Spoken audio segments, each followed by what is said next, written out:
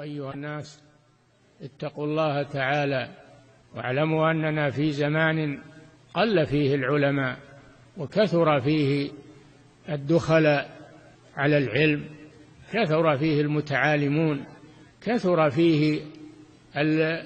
كثر فيه من يتسابقون إلى الفتوى من غير خوف من الله سبحانه وتعالى، كثر المتساهلون في دينهم.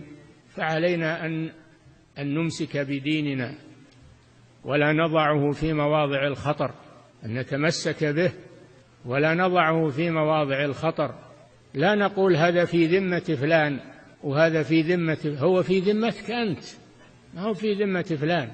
نعم فلان يأثم إذا أفتى بغير علم، يأثم، ولكن أنت المسؤول الأول عن نفسك.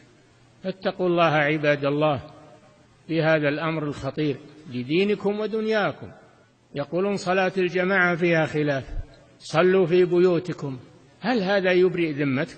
صلاة الجماعة وإن كان فيها خلاف فالعبرة بالدليل، والدليل مع من يرى وجوب صلاة الجماعة في المساجد.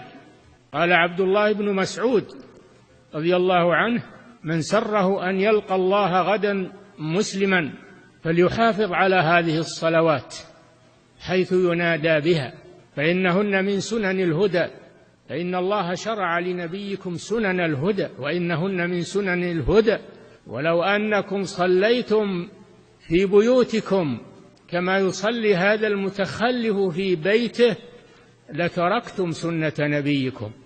يا أخي، كيف تترك سنة نبيك وتأخذ بقول فلان؟ تترك قول الرسول وتأخذ بقول فلان؟ تقول المسألة فيها خلاف.